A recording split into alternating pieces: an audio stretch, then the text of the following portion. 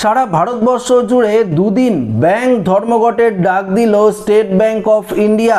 সমস্ত পরিষেবা বন্ধ থাকবে আগামী দুদিন, এমনটাই জানিয়ে দেওয়া হয়েছে এসবিআই এর তরফ থেকে।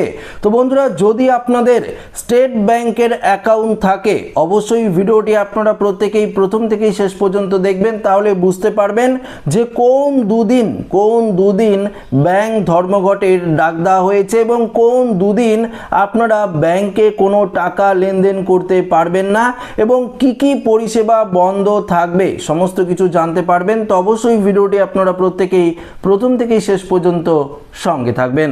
তো বন্ধুরা, সরাসরি আমরা আপডেটে চলে যাব এবং দেখে নেব এসবিআই এর তরফ থেকে কি জানানো হয়েছে।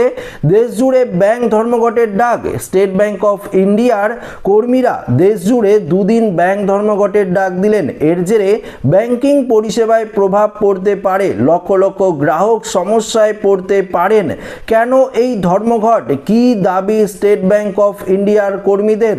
দেখুন এখানে কি বলেছে, স্টেট ব্যাংক অফ ইন্ডিয়া কর্মীদের পেনশনের সুবিধা, নতুন নিয়োগ, কাজের পরিষেবা সহ 16টি দাবিতে দুদিনের জন্য ব্যাংক ধর্মঘটের কিন্তু ডাক দেওয়া হয়েছে। তাহলে ঠিক কোন দুদিন ব্যাংক ধর্মঘট থাকবে? আগামী 25 ও 26 মে ধর্মঘটের ডাক দেওয়া হয়েছে।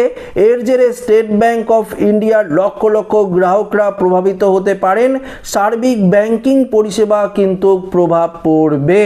দেখুন কি বলেছে, রিপোর্ট অনুযায়ী এসবিআই কর্মীদের ন্যূনতম দাবি হলো ন্যাশনাল পেনশন সিস্টেমের অধীনে কর্মীদের আনা পেনশন সংক্রান্ত বিভিন্ন সুযোগ সুবিধা নিয়েও স্বচ্ছতার দাবি করছেন তারা।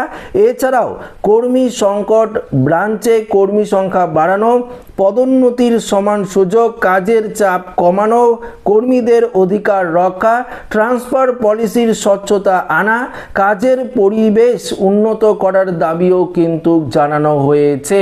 এবার প্রশ্ন হলো কি কি পরিষেবায় প্রভাব পড়বে।